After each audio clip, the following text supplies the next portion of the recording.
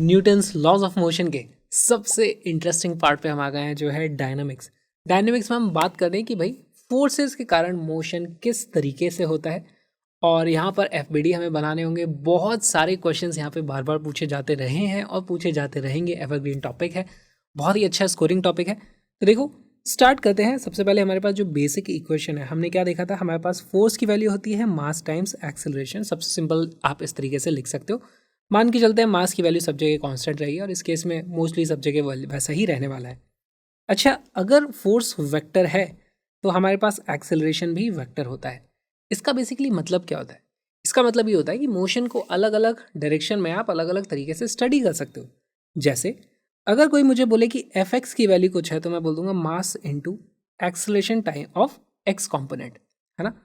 Acceleration के x component को आप इस तरीके से पता कर सकते हो। सिमिलरली अगर फोर्स का वाई कॉम्पोनेंट दिया हुआ है तो आप उसको लिख दोगे mass into acceleration of Y component.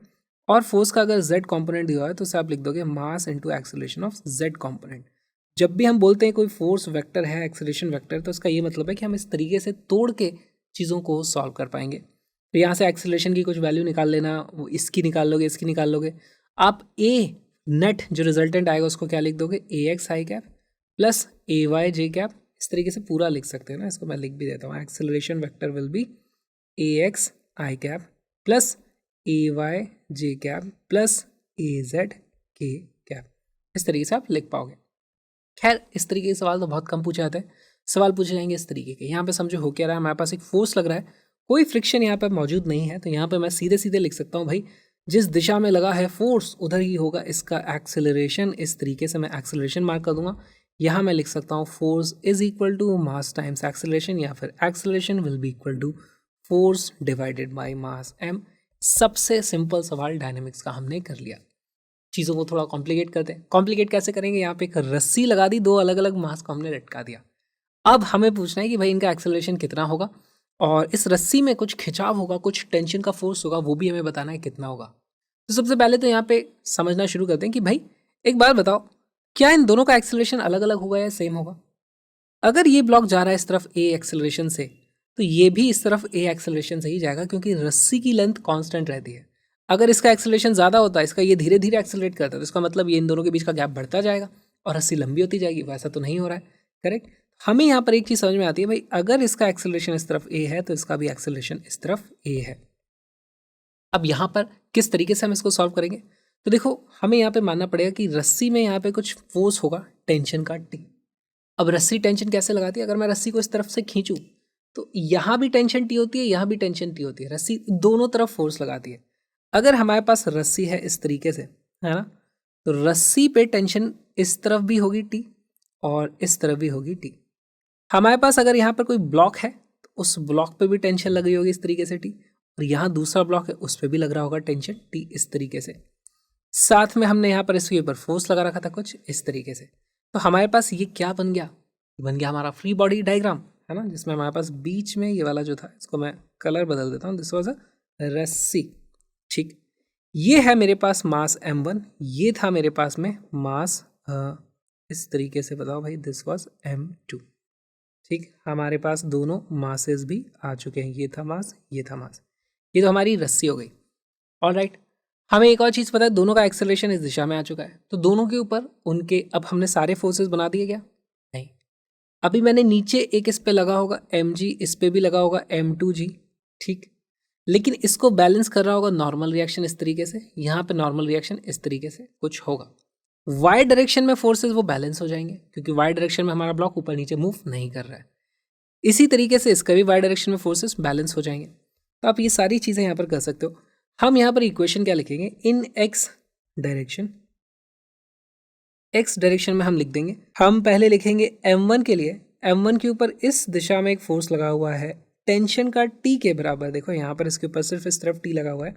हम इक्वेशन लिख देंगे t will be equal to m1 times a, क्योंकि इसका एक्सेलरेशन भी इस तरफ a है। ये हो गई हमारे पास पहली इक्वेशन। अब हम बात करना चाहते हैं m2 की। m2 ये रहा, m2 के ऊपर देखो दो फोर्सेज हैं, तो उन्हीं दोनों को मैं यहाँ फिर से बना देता हूँ। ये रहा मेरे पास m2 इस तरीके से, इस तरफ लगा हुआ था कैपिटल F, पीछे की तरफ लगा हुआ है टेंशन T, एक्सेलरेशन इस तरफ है। किस तरीके से लिखेंगे? Force minus tension will be equal to m2 times है। ये हो गई मेरे पास इक्वेशन नंबर 2। क्या हमें टेंशन पता करना है यहाँ पे? नहीं, हमें एक्सेलरेशन पता करने में इंटरेस्टेड है। अगर मैं इन दोनों इक्वेशन को ऐड कर दूं तो ये देखो t और माइनस टी कैंसिल आउट हो जाएंगे। तो यहाँ पे मैं कर देता हूँ 1 + 2, इससे मुझे मिल जाता है लेफ्ट हैंड साइड में आ जाता है t + f minus T will be equal to m1a + m2a। यहाँ पर हमारे पास t से t इस तरीके से कट जाता है। एक्सेलरेशन की वैल्यू कितनी आ जाती है? एक्सेलरेशन की वैल्यू आ जाती है f/m1 + m2। और ये हमने सॉल्व कर लिया एक्सेलरेशन के लिए। एक्सेलरेशन हमें पता चल गया। अगर हमसे पूछ लिया जाए कि टेंशन ही बता दो भाई, रस्सी में टेंशन कितनी होगी, ऐसे भी सवाल पूछे जाएंगे। टेंशन के लिए मैं लिख दूंगा tension is equal to m1 times acceleration. इसको मल्टीप्लाई कर देंगे हम, m1 इंटू एक्सेलरेशन की वैल्यू थी f डिवाइडेड बाय हमारे पास आ जाता है m1 + m2। इस तरीके से हम टेंशन की वैल्यू पता कर सकते हैं अगर हमने इक्वेशन 1 में यहाँ पर रख दिया तो ये सॉल्व करने का एक तरीका हो गया। अच्छा, इसी को सॉल्व करने का एक और छोटा सा सिंपल सा तरीका है। उस तरीके में हम क्या करते हैं, हम मान लेंगे भाई कि हमने देख लिया दोनों का एक्सेलरेशन तो a के बराबर है, ठीक है। तो इस पूरे को आप एक दूसरे मास से रिप्लेस कर दो जिसकी वैल्यू है m1 + m2 के बराबर। उसका भी एक्सेलरेशन इस तरफ a होगा, क्योंकि सेम फोर्स लग रहा है तो सेम हमारे पास एक्सेलरेशन आना चाहिए। यहाँ पर हम सीधे सीधे लिख सकते थे। अगर मेरे पास कुछ ऐसा सिस्टम होता, बोल देता मैं यार कि यहाँ पर है m1 + m2 और उसके ऊपर भी फोर्स लग रहा है f, इनका भी एक्सेलरेशन होता है इस तरफ a, मैं सीधे सीधे लिख देता भाई acceleration is equal to force upon m1 + m2। Correct, यही मास था हमारे पास यहाँ पर। और देखो एक्सेलरेशन की वैल्यू सेम आती है, यहाँ भी सेम आती है, यहाँ भी सेम आती है। तो आप दोनों ही तरीक़ों से क्वेश्चंस को सॉल्व कर सकते हो। टेंशन निकालने के लिए फिर आपको ये वाला काम करना ही पड़ेगा। इसी तरीके के सवाल बार बार पूछे जाते रहे, कोई फॉर्मूला रटने की ज़रूरत नहीं है। हर बार हमें इसी तरीके से छोटा सा FBD बना करके सॉल्व करना होगा। बहुत सारे PYQs हैं, सारे सॉल्व करते हैं।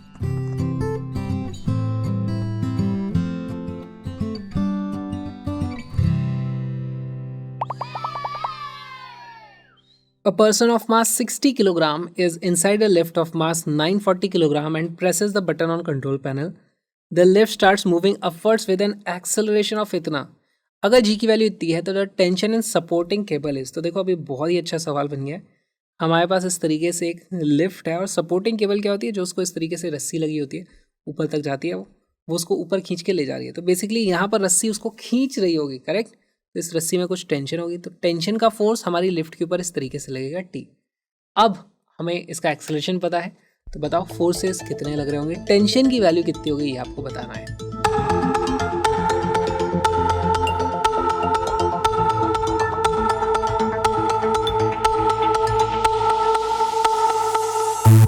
इसका करेक्ट आंसर है C। सॉल्व करना शुरू करते हैं।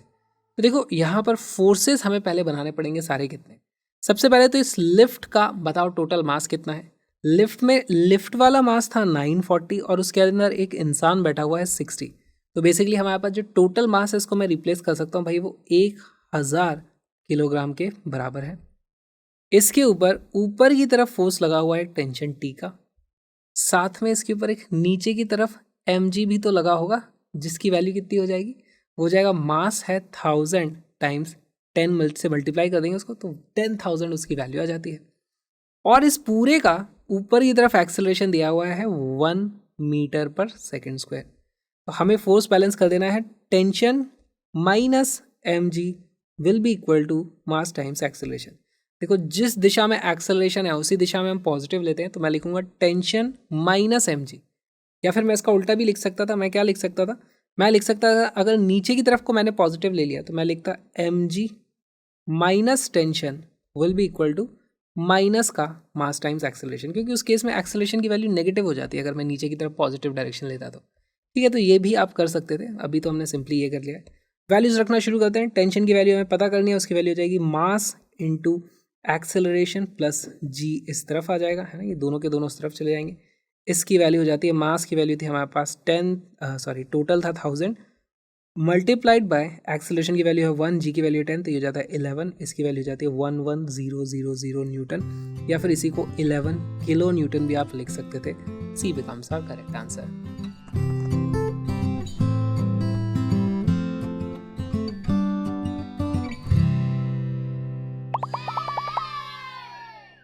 3 blocks with masses m, 2 and m, 3m are connected by strings as shown in the figure. वाह वाह वाह, बहुत ही अच्छा सवाल है.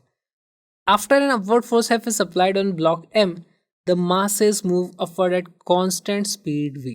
ध्यान देना, ये सारे के सारे ऊपर की तरफ constant speed v से जा रहे हैं. Alright, what is the net force on the block of mass 2m? इस ब्लॉक के ऊपर नेट फोर्स कितना है ये आपको सॉल्व करके बताना है. बहुत ही अच्छा क्वेश्चन है और जल्दी से सॉल्व करो.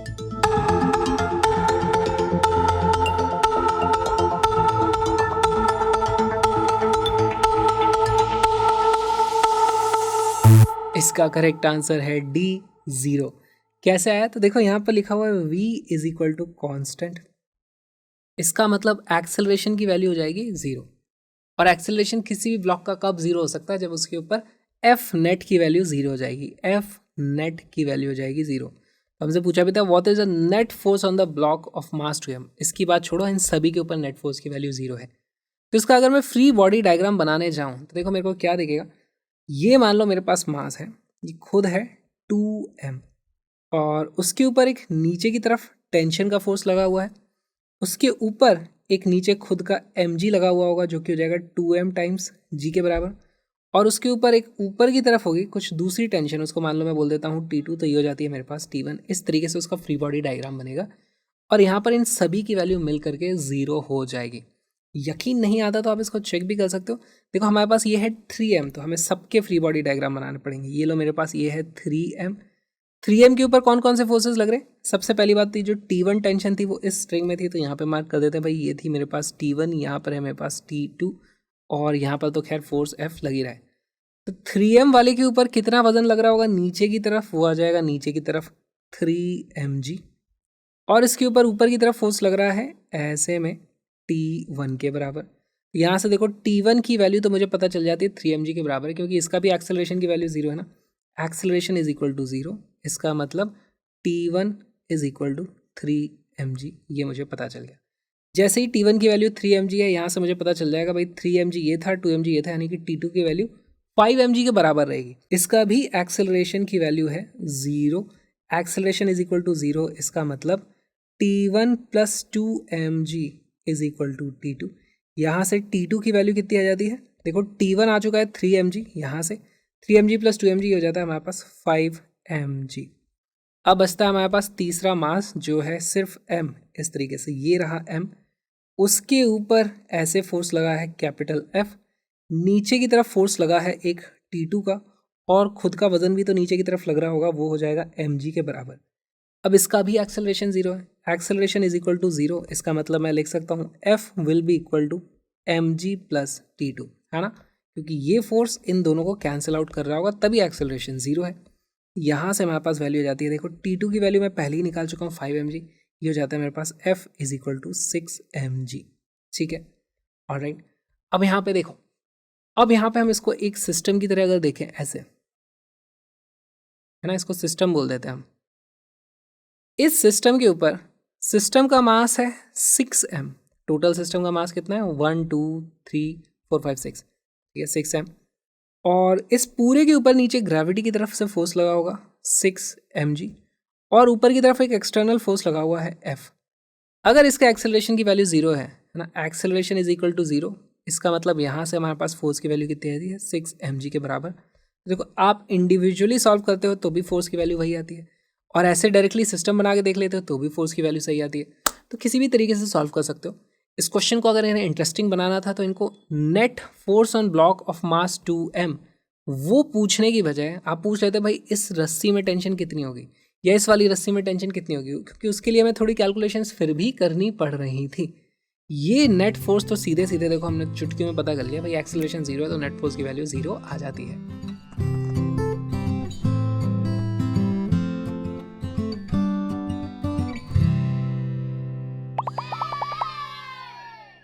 ये क्वेश्चन बहुत ही इंटरेस्टिंग है.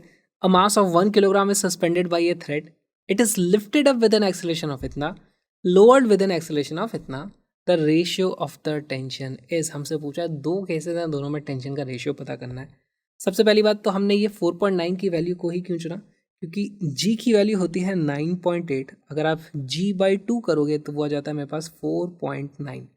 तो बेसिकली एक्सेलरेशन की वैल्यू एक बार g/2 ऊपर की तरफ है, एक बार g/2 नीचे की तरफ है। तो इसको किस तरीके से आपको अप्रोच करना है, हमारे पास दो केसेस हमें कंपेयर करने हैं, ठीक है। दोनों ही केसेस में इसको धागे से बांधा हुआ है। पहले केस में हमारे पास इस तरफ लग रही है T1, दूसरे केस में इस तरफ लग रही है T2। एक केस में हमारे पास ऊपर की तरफ एक्सेलरेशन हो जाता है इस तरीके से ना, कितने से होता है g/2 से। दूसरे केस में नीचे की तरफ एक्सेलरेशन हो जाता है g/2 से। दोनों केसेस में टेंशन का कुछ रेशियो होगा। बहुत ही अच्छा सवाल है, वीडियो को पॉज करो, क्वेश्चन को सॉल्व करो।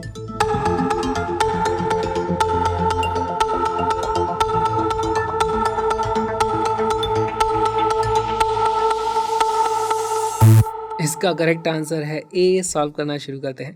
तो देखो पहला केस है लिफ्टेड अप, इसलिए पहले केस में मैंने ऊपर की तरफ वाला बना दिया, नहीं तो यहीं पे गड़बड़ हो जाएगी आपके पास। 1:2, 2:1, 1:3, 3:1, आंसर गलत आ सकता है। ध्यान से बनाया करो ये सब चीज़ें। पहले केस में ऊपर की तरफ हमारे पास g/2 का एक्सेलरेशन है। अच्छा, फोर्सेस पूरे नहीं बनाए थे मैंने, इन सभी के ऊपर mg तो लग ही रहा होगा, इसके ऊपर भी इस तरीके से mg तो लग ही रहा होगा। इस केस में हमारे पास ब्लॉक ऊपर जा रहा है ना, ऊपर की तरफ एक्सेलरेशन है। तो यहाँ पे मैं क्या लिख दूंगा equation, T1 minus mg is equal to m into acceleration which is equal to mg/2।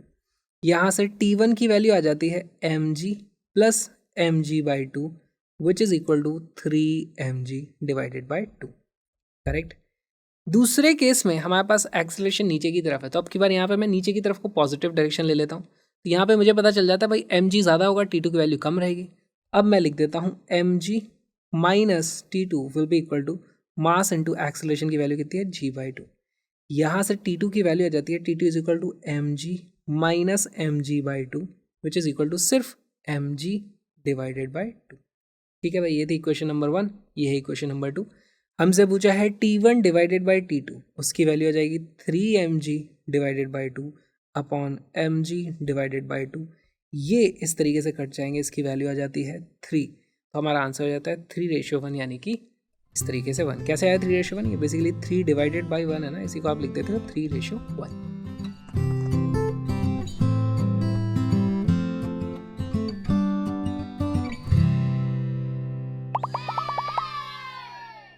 Three blocks A, B, and C of masses 4, 2, and 1 kilogram respectively are in contact on a frictionless surface as shown. If a force of 14 Newton is applied on the 4 kilogram block, तो यहाँ पे देखो पहली बात तो हमारे पास दिख रहा है दिस इज 4 किलोग्राम का ब्लॉक, दिस इज 2 किलोग्राम का block and this is 1 kilogram का ब्लॉक। बहुत ही अच्छा ये सवाल है कॉन्सेप्चुअल। हमने यहाँ पे 14 न्यूटन का फोर्स इस तरीके से लगा दिया है, 14 न्यूटन इस दिशा में, ठीक है। Then the contact force between A and B is, इन दोनों के बीच में कुछ फोर्स लग रहा होगा, वो हमें पता करना है। बहुत ही अच्छा सवाल है। आप इस ए का फ्री बॉडी डायग्राम बनाओगे तो आपको आपका आंसर मिल जाएगा। वीडियो को पॉज करो, क्वेश्चन को सॉल्व करने की कोशिश करो।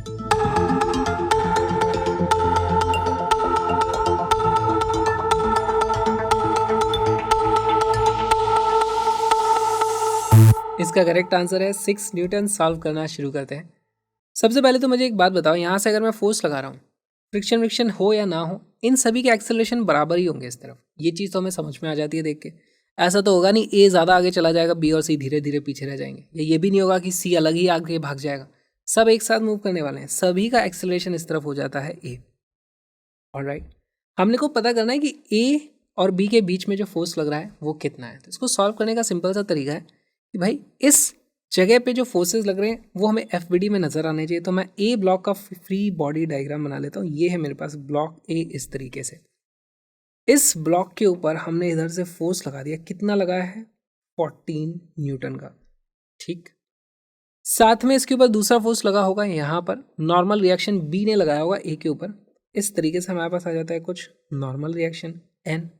ऑलराइट, साथ में इसके ऊपर नीचे कुछ mg लगा होगा इस तरीके से, लेकिन यहाँ वाली नॉर्मल रिएक्शन ने उसको बैलेंस आउट कर दिया होगा, क्योंकि ये ब्लॉक ऊपर नीचे की दिशा में मूव नहीं कर रहे।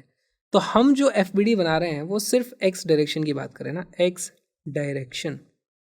ऑलराइट, और इस सभी के कारण इसका एक्सेलरेशन आता है इस तरफ ए। तो हमारे पास लॉज ऑफ मोशन की इक्वेशन क्या हो जाएगी, देखो एक्सेलरेशन इस तरफ आया यानी कि ये वाला ज़्यादा रहा होगा, तो यहाँ पे मैं लिखूंगा 14 minus N is equal to mass times acceleration. Mass उसका कितना है 4 इंटू एक्सेलरेशन ए। अब अगर मुझे एक्सेलरेशन ए पता होता तो मैं छुट्टियों में से सॉल्व कर लेता, एक्सेलरेशन ही नहीं पता। एक्सेलरेशन पता करने का एक बहुत ही सिंपल सा तरीका है। क्या है वो तरीका? देखो, आप इस पूरे को एक सिस्टम मान लो। अगर मैं इसको रिप्लेस कर दूं कि भाई मेरे पास एक बड़ा सा ब्लॉक रखा था यहाँ, उसका भी एक्सेलरेशन इस तरफ ए है, देखो सभी का एक्सेलरेशन इधर ए है, तो हम मान सकते हैं वो ऐसे जा रहे होंगे। इसका मास कितना हो जाता है? इसका मास हो जाता है 4 + 2 + 1 यानी कि 7 किलोग्राम। इसके ऊपर फोर्स लग रहा था इस तरफ 14 न्यूटन। क्या मैं बोल सकता हूँ 14 is equal to 7 times acceleration, यानी एक्सेलरेशन की वैल्यू हो जाती है 2 मीटर पर सेकेंड स्क्वायर। करेक्ट? वही तो एक्सेलरेशन इसका भी होगा। यहाँ से ये जो वैल्यू आ जाती है, this will be equal to 4 into 2 which is equal to 8 newton. Mark कर दोगे 8 और गलत हो जाएगा। क्यों? क्योंकि ये थोड़ी ना पूछा है हमसे, तो नॉर्मल रिएक्शन पूछिए। यहाँ से नॉर्मल रिएक्शन की वैल्यू आती है 14 - 8 which is equal to 6 newton. A is the correct answer. इसी को सॉल्व करने का दूसरा तरीका भी हो सकता है। कैसे? देखो, मान लो हमने एक्सेलरेशन की वैल्यू पता कर ली। एक्सेलरेशन पता करने के बाद अब मैं बी और सी को एक सिस्टम मान लूँ। मान लो ये रहा मेरे पास बी और ये रहा मेरे पास सी। इन दोनों का कंबाइंड मास कितना है? इन दोनों का मास है 3 किलोग्राम के बराबर। यहाँ से इसके ऊपर लगी थी कुछ नॉर्मल रिएक्शन।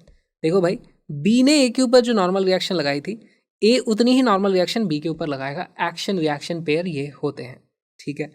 और कोई फोर्स लग रहा है इनके ऊपर एक्स डायरेक्शन में? कोई और फोर्स नहीं है। बाकी नीचे एम लगे होंगे, उनको तो नॉर्मल ने बराबर कर दिया होगा कोई और नॉर्मल ने। तो यहाँ पर इनका कुछ इस तरफ एक्सेलरेशन आ जाता है ए, जिसकी वैल्यू है 2। यहाँ से सीधे सीधे पता चल जाता है भाई n is equal to mass times acceleration. Mass है हमारे पास 3, एक्सेलरेशन है 2 which is equal to 6 newton. Again आप देखते हो हमारे पास सेम ही आंसर आ जाता है।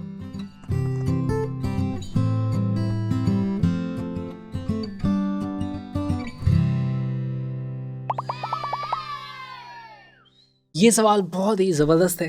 A balloon with mass m is descending down with an acceleration a where a is less than g।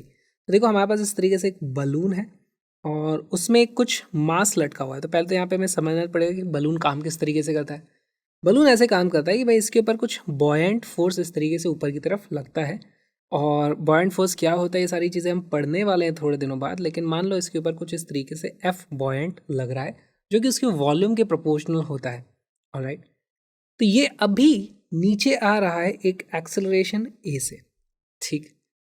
फिर क्या हुआ? How much mass should be removed from it so that it starts moving up with an acceleration of A. तब हमने क्या किया? Balloon में से कुछ मास को हटा दिया। मास हटा दिया तो अब हमारे पास यहाँ पे थोड़ा कम मास बचेगा। हमसे सवाल में पूछा कि how much mass should be remove, तो मैं बोल देता हूँ कि कुछ एक्स अमाउंट हटा दिया। तो यहाँ पे कितना बचेगा? यहाँ पे बचता है हमारे पास, अब बचेगा m - x, क्योंकि x हमारा आंसर है। हमने x मास निकाल दिया। ऑलराइट? अच्छा, मैंने x मास निकाल लिया, क्या इसके बॉयंट फोर्स में कोई कमी आएगी? नहीं। फोर्स बॉयंट जो लग रहा था पहले, वो अभी भी इस तरीके से लगता रहेगा FB। और अब इसका एक्सेलरेशन किस तरफ हो रहा है? पूरे के पूरे सिस्टम का ऊपर की तरफ एक्सेलरेशन है। आपको x की वैल्यू पता करनी है। बहुत ही अच्छा सवाल है। वीडियो को पॉज करो, क्वेश्चन को सॉल्व करो।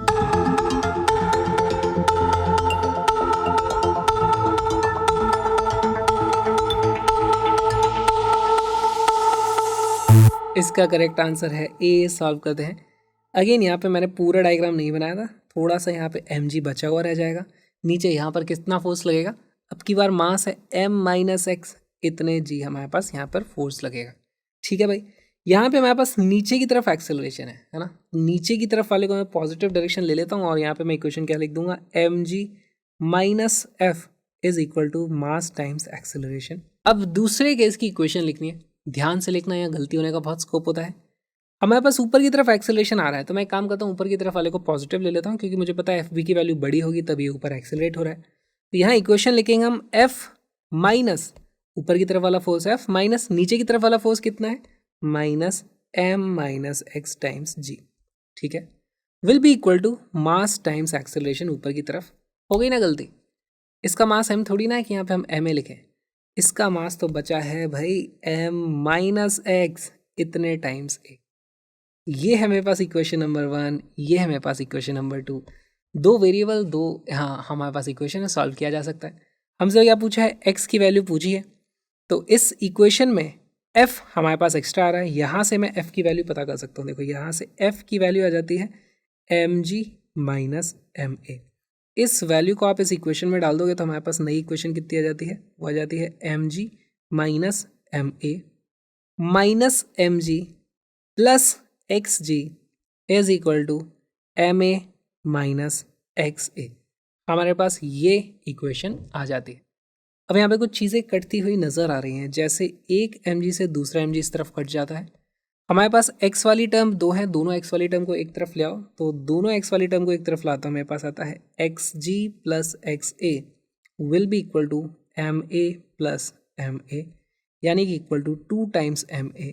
यहाँ से हमारे पास x की वैल्यू आ जाती है 2ma divided by a plus g which is option A. बहुत ही अच्छा ये सवाल था। गलतियां होने के भी बहुत सारे स्कोप थे यहाँ पर, छोटी छोटी सी गलतियां हो जाती हैं, आंसर गलत आ जाएगा।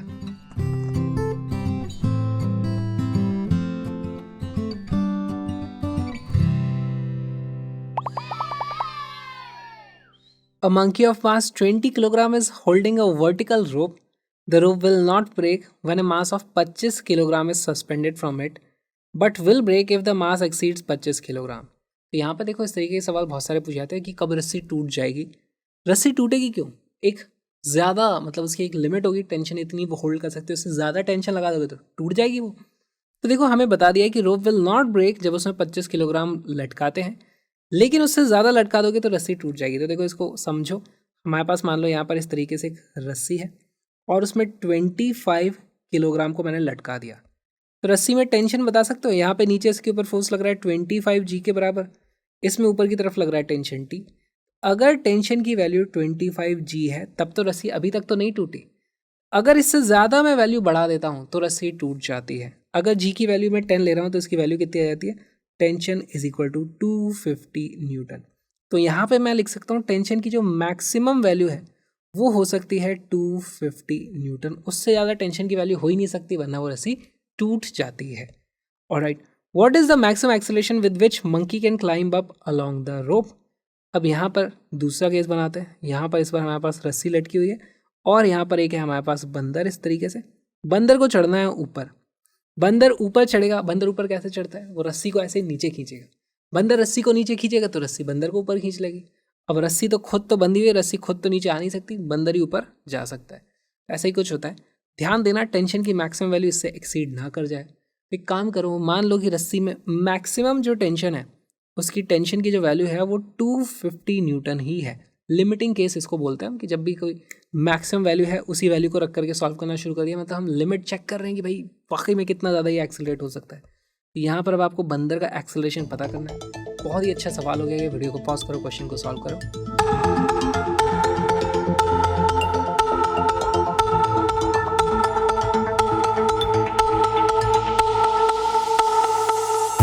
इसका करेक्ट आंसर है ए। सॉल्व करते हैं। तो देखो बंदर का अगर मैं फ्री बॉडी डायग्राम बनाऊं, बंदर के ऊपर नीचे की तरफ तो फोर्स लगा होगा उसका mg which is equal to mass कितना है 20 किलो ना, तो ये 200 न्यूटन का फोर्स इधर लगा है और उसके ऊपर टेंशन का फोर्स लगा रखा है हमने मैक्सिमम 250 न्यूटन के बराबर। इसके कारण उसका कुछ एक्सेलरेशन होता है। सीधे सीधे पता चल जाएगा भाई 250 माइनस 200 will be equal to mass times acceleration. Mass कितना है 20 इंटू ए। यहाँ से वैल्यू आती है हमारे पास 50 is equal to 20 A. Acceleration की वैल्यू आ जाती है 2.5 मीटर पर सेकेंड स्क्वायर। बहुत ही अच्छा सवाल था। ऐसे सवाल बार बार पूछे जा चुके हैं। ये जो छोटा सा वीडियो आपने देखा, छोटा सा पार्ट है बहुत ही प्यारे से क्रैश कोर्स का। Link is in the description. सारे के सारे आपको कॉन्सेप्ट्स के नोट्स मिल जाएंगे, कलरफुल हैंडमेड नोट्स। साथ में आप देखोगे सारे कॉन्सेप्ट्स हमने किए हैं और उसके बाद सारे जितने भी पिछले 30 सालों के PYQ उन सभी को इंक्लूड कर लिया गया है। बहुत ही अच्छा सा, प्यारा सा, सुंदर सा क्रैश कोर्स है ये। आप फॉलो कर सकते हो, link is in the description. और हम मिलेंगे अगले व्लॉग में। यस, मैं ब्लॉगिंग भी करता हूँ, ब्लॉगिंग चैनल का लिंक भी डिस्क्रिप्शन में आ जाओ। हम मिलेंगे जल्दी ही।